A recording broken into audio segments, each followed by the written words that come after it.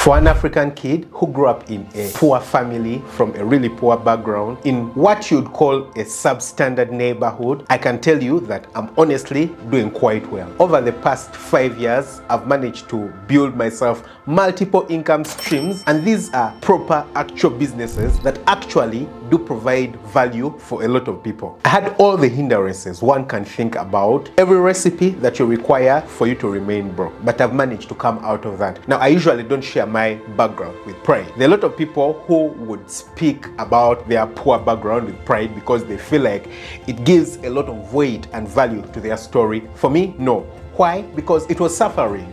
Genuinely, I didn't like it. And I don't like it, and I don't like it that I went through it. If I had an alternative and an option to be able to go through another form of history, I would certainly take it. I never wish it upon my children. I don't wish it upon anyone. So it's certainly not something I'm proud of. But I was able to come out of it. When I went to medical school and I was on a clear path for me to become a medical doctor, a lot of my friends and a lot of the people who I knew thought I had made it. Honestly, at some point I also thought, well, I'm a doctor, I think I'm done with life. But later on, my eyes opened up and I realized that it was simply the beginning for me. I was simply starting my path to financial freedom. Currently, I'm on a clear, straight path to financial freedom. Very clear, I would say. I'm certainly not where I want to be, but it's very evident that I'm on the path to where I do want to be. Now, how have I got to this point where I consider myself literally financially free? And how can you get there? I want to share with you what I do believe you can actually do to get there from someone who didn't come from a privileged background. You see, if someone came from a privileged background, it's easy for you to think that they had cushion, they had help, they had some things that could push them towards the direction that they do want. But I didn't have any of those things. So if you're in a position where you do feel helpless, you want to gain financial freedom, but you feel helpless, you feel like no one is helping you, or you feel like maybe there are people to help you or people who have helped you, but you actually haven't gotten exactly what you want to get. You haven't gotten to what you call financial freedom in your life. How do you actually get there? Well, in today's video, I'm going to be sharing this with you, so stick around right through to the very end. So if you're going to be talking about financial freedom, the most important thing you want to think about, to the core value of everything, is what do you really want? That is the main question you need to think about, yeah? You need to spend quite some amount of time, pause this video, think about it. Sometimes it's going to take you hours for you to think about this question to the very core of your heart. What do you really want? What's that thing that your heart does desire? Now, that's going to be the most important thing, because in the end, money is simply a tool that enables us get what we want in life. Forget what your parents want for you. Forget what society wants for you. Forget what, your relatives, the people you've grown up with, want for you. Forget what everyone else wants for you. What do you want? You see, for me, for example, I do remember that when I had graduated as a doctor and I was practicing my medicine, I had started a farm, and my grandmother wanted so much that I do own a car. I remember at that time, I didn't have money to buy a car, and I was investing all the money that I had in the business that I had started. And during that time, I would hire someone's motorcycle and I would get over to the farm. And she would keep telling me, hey, doctor, I don't like the fact that you're using a motorcycle. You need to get a car. I want you to get a car. You're going to make me proud. You're going to make me happy. And I could have decided to get a car because, well, my grandmother wanted me to get a car. But that's not what I wanted for myself at that moment. What is that thing that I wanted? Yeah. So you need to sit down and consider it. Or maybe to help you figure out what exactly you want, I'll give you 3 different scenarios that you need to consider for yourself. Answer all of them, and that will probably paint a better picture of you understanding what do you really want. First thing, on your deathbed, whilst you're on your deathbed, maybe 20, 40, 50 years from now, all of us imagine ourselves on our deathbeds at a particular point. None of us imagines ourselves on our deathbed, a year from now or 2 years from now, unless you're really old and you're frail and you're weak. But the biggest percentage of people are imagining they're going to get maybe to 70, 80, 90, 100 years. So imagine yourself at that age where you expect to be dying. What would you want your life to have looked like?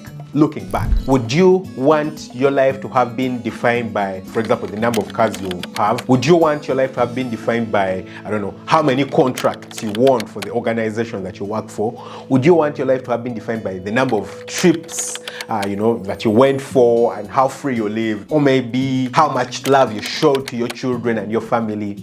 That is one of the easiest and most genuine ways for you to consider what exactly you would want for your life, because it's unlikely that on your deathbed you're going to be desiring things that don't matter for you. Yeah, you're going to be thinking about the things that you feel like would have made the most meaning to you in your life. So think about it. Just reflect upon yourself and look back through your life. What would you have loved that you would have done in your life on your deathbed? Another analogy is forget what you want right now. Yeah. So you're probably thinking to yourself, there are some things that I know I really do want, but forget about them right now. And add 30 years to your current age. It doesn't matter. Even if you're 80, add 30 years to your current age. You'll probably be 110 or something like that. Now, imagine your age.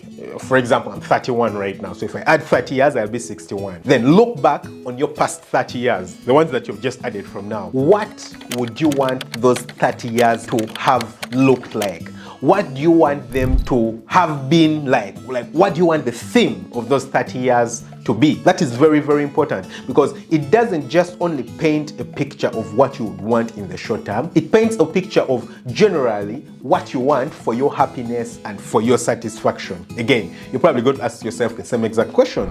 Would you want it to have been defined by how well you're spending time with your family, how well you've traveled, or things like that? And then finally, number 3, imagine yourself that you're dead and people at your funeral. What would you want to be said about you by the people who matter to you, by the people who love you? Forget about the world. A lot of us imagine that we want the world, for example, to say that we were rich, that, we gave out a lot of money, but in all reality, we don't care at all about the world. The only thing we really care about are the people who matter to us. Your family, your friends, your really close friends. If you're religious, maybe the people in your church, the people who are very important to you. What do you want them to say about you when you're dead and it's your funeral? What would you want them to imagine? I can imagine you want them to say that, you were a kind person, that you were a generous person, that you cared for your family, that you are a kind of person who sacrificed for those around you. Those are the things I imagine you would want. So if those are the things, then that's in principle what you want. Those are the things that you really do want. For me, for example, I do remember when I was younger, I had always wanted to have a beautiful, huge, nice glass guitar-shaped house.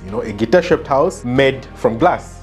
The guitar right there, standing beautifully like that, but made from glass. I also always wanted to have a fleet of cars, like, really nice cars, because I do love cars, and I just can't settle down on which one I think would be the best for me. So why not just have as many as possible? Those are things that I always did love to have. But when I sat down recently over the years and kept considering and thinking to myself, what exactly do I want in my life? I noticed that I really don't care about a guitar-shaped house anymore, because it was my fantasy. And I really thought that people would like the idea of, whoa, he has a cool guitar-shaped house. But right now, I really don't give a damn what people say about the kind of house that I do live in. So currently, I only want to live in a house that's able to cater for my needs. So if the house is 4 rooms and it's able to cater for my needs, well and good.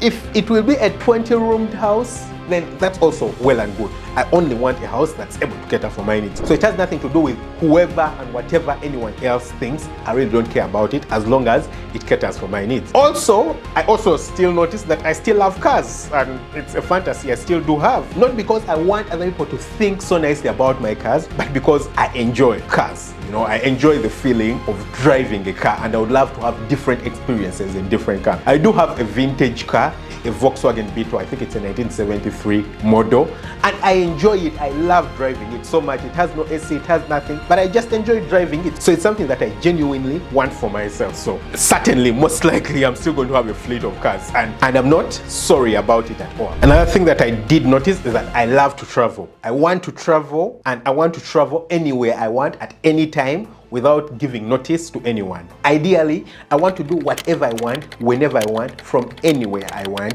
without giving notice to anybody. So that means that I want to have my free time, and I want to have the financial freedom that enables me to travel to wherever I want at any time, without asking anyone for authority. But also, I want to look back at the years of my children and my family growing up, and I don't feel terrible about it. I don't want to feel like I didn't spend time with my family. I don't want to feel like I didn't spend time with my children. Completely not. I want to feel like I was as available for them as I can, and I want them to also feel like I spent and gave as much time to them as possible. So having these things in my mind actually created a figure in my head and an experience of what I would call financial freedom. For me, financial freedom is the amount of money that would enable me to do all these things that I want very comfortably, without struggling, without suffering. That's what I would call financial freedom for me. You see, what exactly you want in your life will determine what you call financial freedom at what level. Yeah,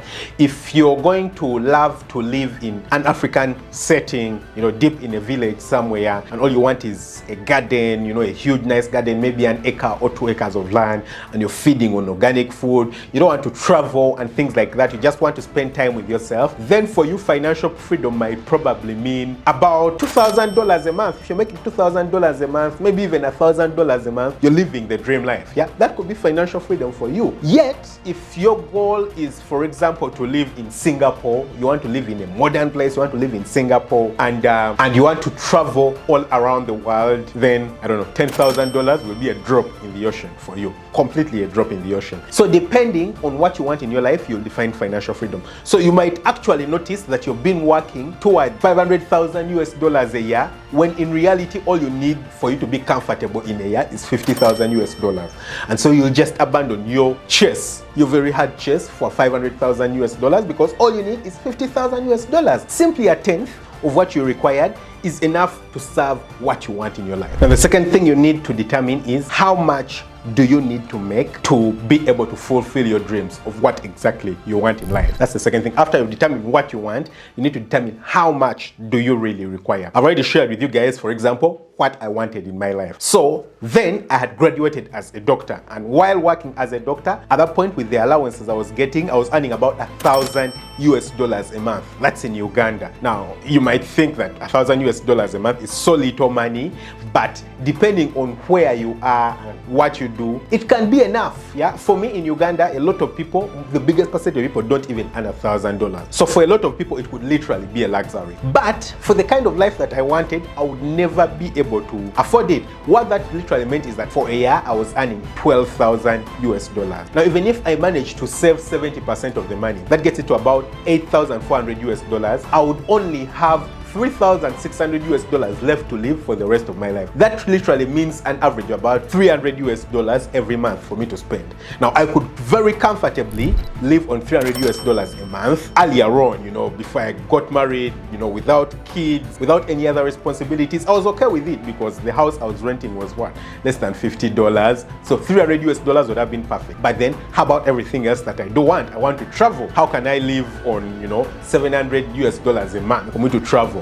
Or $8,400. How about the fleet of cars that I do want? And how about being able to do whatever I want, whenever I want, from wherever I want, you know, spend time with my family? I would literally be tied to my job. I would have to make sure that I'm consistently working to be able to afford what I want. So it was clear to me that working as a doctor full-time would never have been able to serve my desires and needs. And so I had to figure out a way of me actually getting to my dream. Now, after you figured out how much you do need to make, the next thing is decide, are you actually willing to work towards making that figure, or you'd rather change it?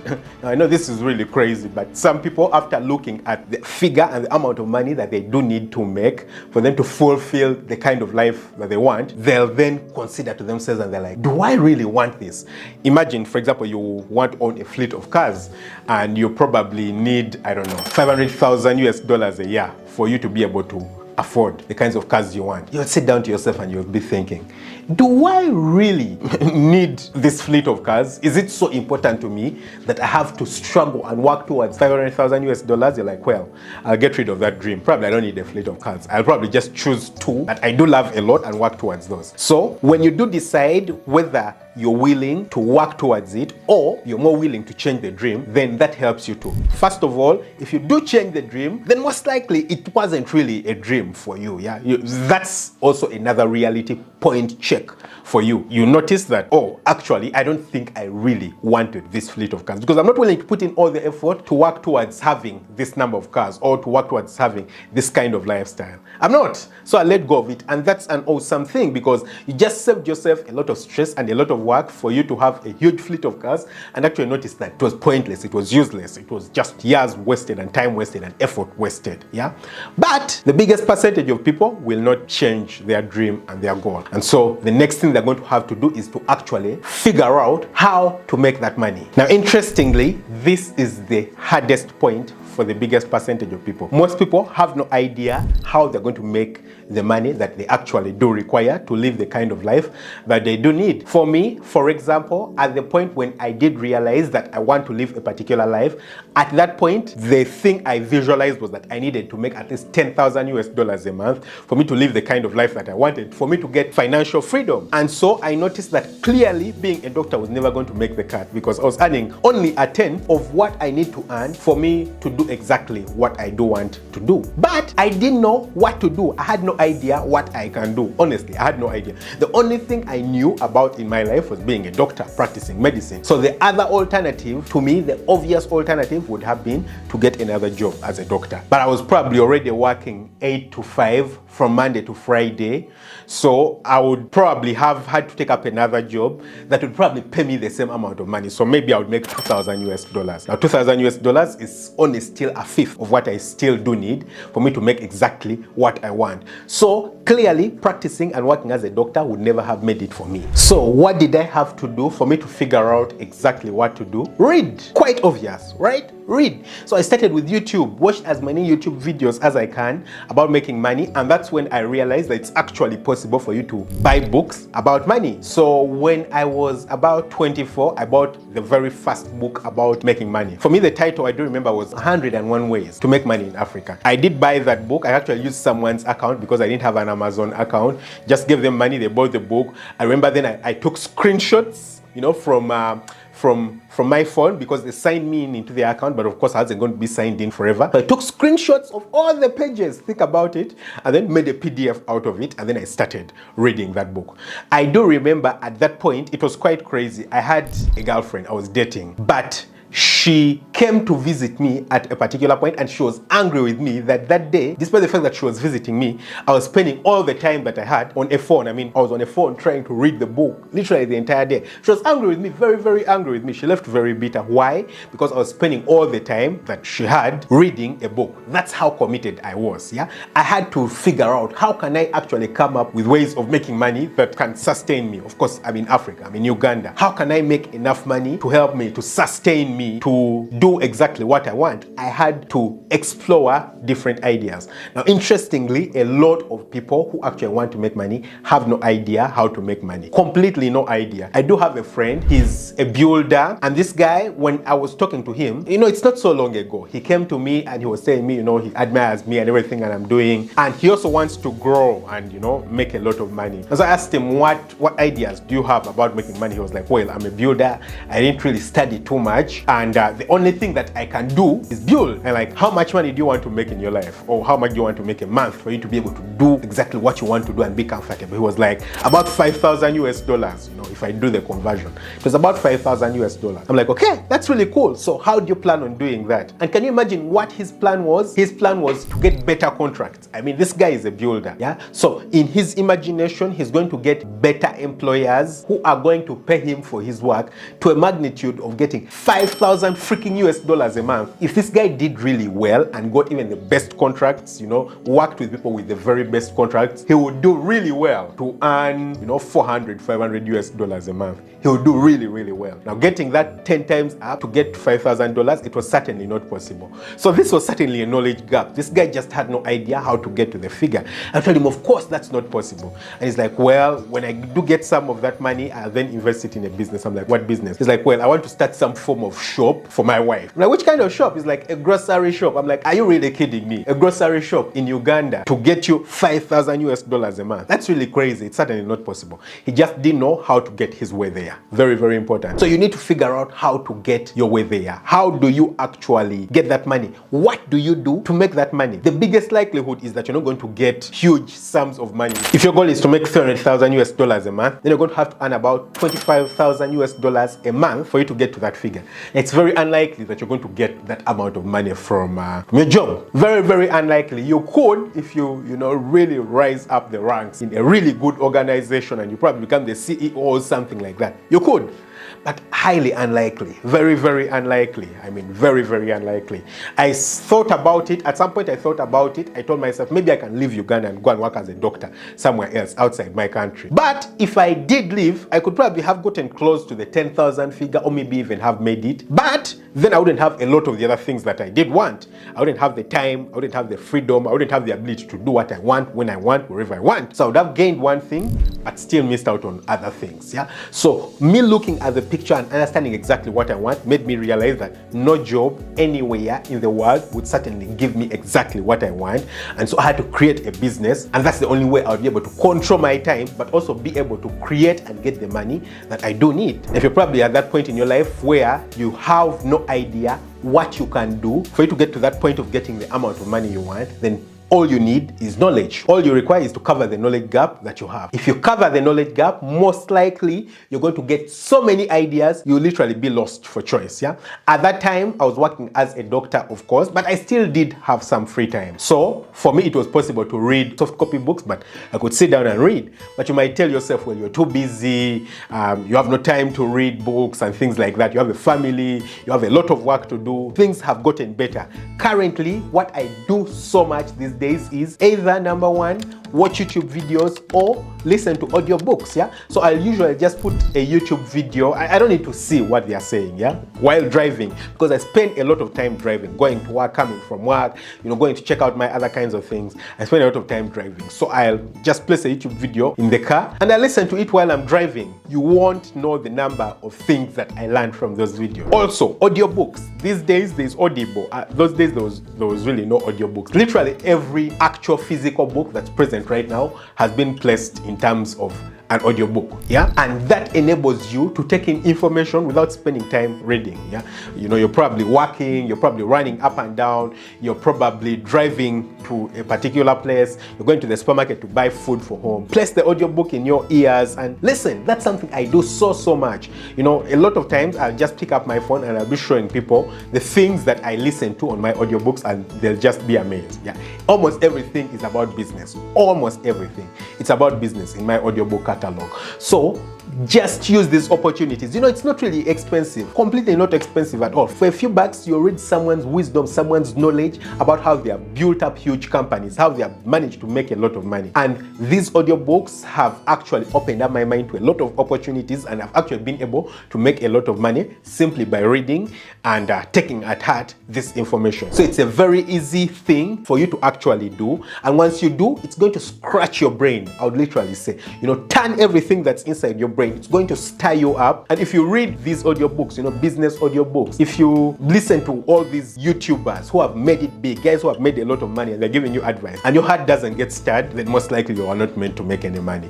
You were not meant to, realize your dreams. Or most probably your dreams are actually not your dream. You're more comfortable settling with something lower and you just didn't realize it. But if your dreams are huge and you want to work towards a particular figure and you haven't figured it out, just go, listen, watch these things, and you're going to be surprised how much you're going to be propelled. And then finally, once you've figured out what you want to do, the only thing you're left with is to put in the hard work. Put in the hard work and work towards that goal. Don't be lax. Don't relax. Don't procrastinate. You've got to put in the hard work. I don't know anyone who has made it big without hard work. I don't know anyone who has made it big without, hard times coming your way. A lot of times hard times will come your way, but those hard times are faced by everyone. In fact, for you to get to the top, you must go through hard times, because that's the only proof that you can actually sustain and run a business very profitably. Business is not comfortable, or making huge amounts of money is not comfortable. If you make it there by luck, certainly you're going to come down. Yeah, but if you do make it there with hard work and working hard and working efficiently, you're going to sustain it and you're going to be comfortable and do exactly what you want in your life. The thing though that you don't need to forget is that you need to take care of your health. Yeah, you want to make sure that you take care of your health, so you get time to rest, you eat properly, you get time to work out. Why? Because you don't want to work and after all these years you're sick and you're on your deathbed because you never lived healthy, because you never had time to rest. So you need to take care of your health while you work towards these goals. Now, a lot of times I'll sit down and think to myself that there are a few things that I wish I knew when I was younger, things that I wish I could tell my younger self. Unfortunately, it's not possible. But for you, who probably hasn't gone through my very experience, you might have a few things to take away from the things that I've learned growing up and doing business and doing all these things to make money that could help your life and propel you forward. I made a video, I'll leave a link to that video right here, about the things I wish I could tell my younger self. Check it out. I trust you'll love it. Don't forget to hit the subscribe button, smash the notification bell. That way you never miss out on an upload. Catch you very soon with another video. Lots of love. Bye-bye.